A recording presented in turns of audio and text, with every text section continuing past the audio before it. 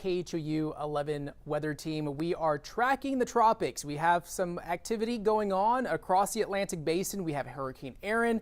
Also, we're tracking another tropical wave emerging off the African coast that the National Weather Service has highlighted.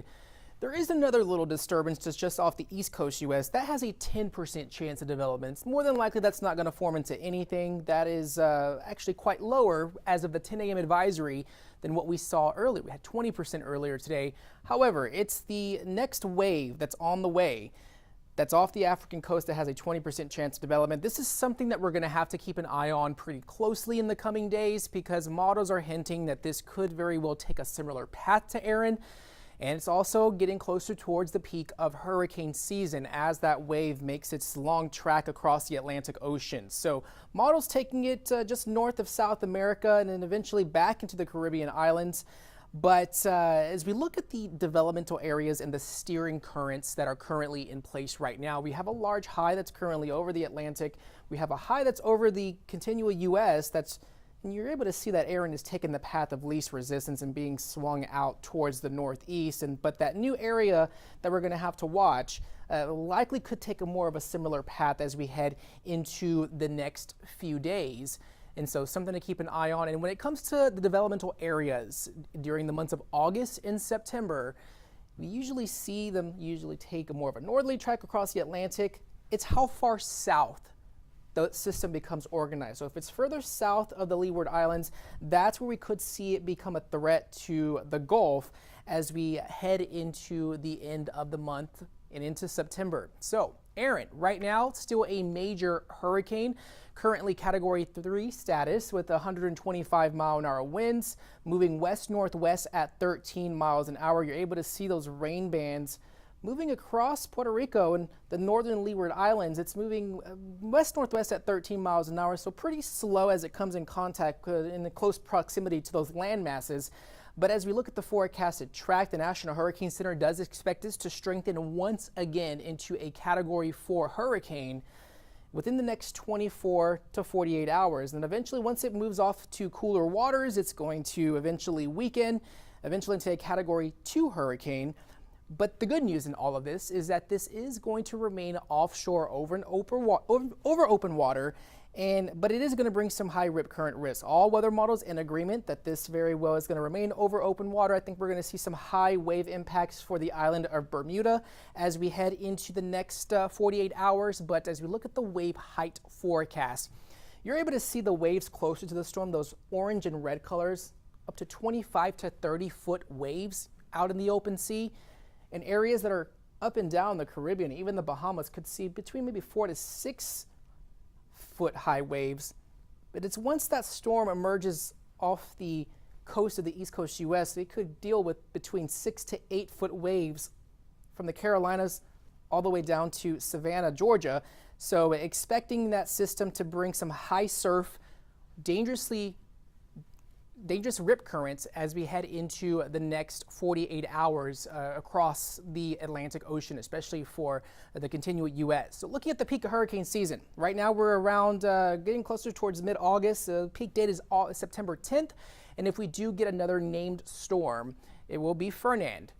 Erin, already Category 5, Fernand. Next we have Gabriel, Humberto, Imelda, Jerry, Karen, and Lorenzo is next on the list. And so it's going to be interesting to see if we're going to get that far in our name list. And so this is a live stream, and if you're just now joining the live stream, we're tracking the latest in the tropics, something that we are very well keeping an eye on here at KHOU 11. We are tracking another wave emerging off the coast of Africa that has a 20% chance of development. This is all the activity that we're looking at in the Atlantic basin. We have a 10% chance off the East Coast U.S., not really a problem for anybody, but this next wave that is emerging off the African coast has a 20% chance of development, and it's very well likely could take a more of a similar path to Erin as we go into the coming days. And we have to keep an eye on that tropical organization as we head into Wednesday of this week. And so as we head maybe into Thursday is when we could see that system get closer towards the Caribbean, the Leeward Islands in the coming days. And so it's very too early to tell whether it's going to take that same northerly track or head into the Caribbean or Gulf, but something to really keep an eye on. I know there's a lot of social media posts out there that are taking one weather model that far out and taking it into the Gulf. However, you just have to be very cautious at paying attention to one model because it could go either way. We just have to wait for that system to become better organized once it gets closer towards the Leeward Islands and closer to the Caribbean Sea. And so that's what we are expecting in terms of the steering currents. One thing that I have to note here is that we have two high pressure systems.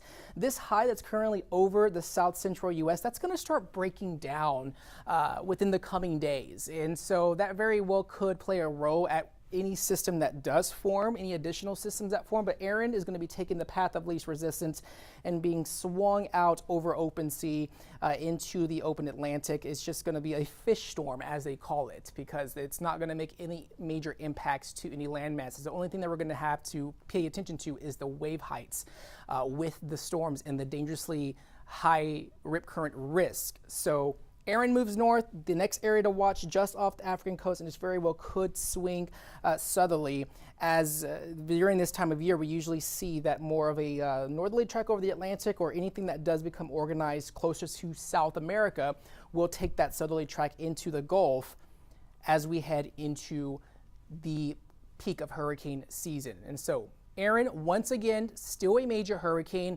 barely just missing the Puerto Rico and portions of the Dominican Republic, west-northwest at 13 miles an hour, winds at 125 miles an hour.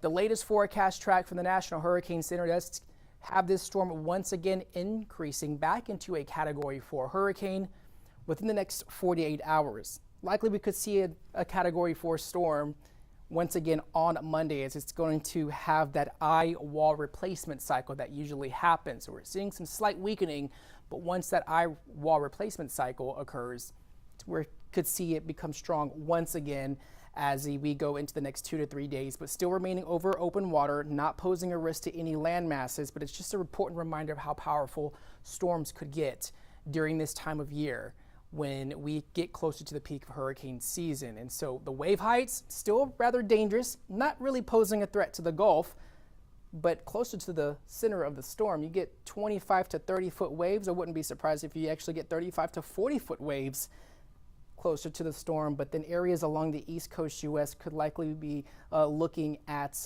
maybe 8 to 10 foot waves from South Carolina all the way to the northeast off the coast of New York. So definitely expecting to see some indirect impacts for our East Coast friends, but no impacts to the Gulf, at least for the next 7 days. And it's always an important reminder. We are heading close to the peak of hurricane season. We've seen some quite significant storms during this time of year. We've had Hurricane Ike, we had Hurricane Katrina, Hurricane Harvey, Irma happened around this time of year at the end of August, early September. And so it's important to know that a lot of our activity does happen between now and September 10th. And so that's what we're going to really have to keep an eye on in the next 2 to 3 days, or the next week or so, as the tropics are still pretty active across the Atlantic basin. And if we do get another named storm, the next name on the list will be Fernand. We still have Gabriel on the list. And of course, we're tracking the latest. That's the latest update as of the 10 a.m. advisory that was just released from the National Hurricane Center.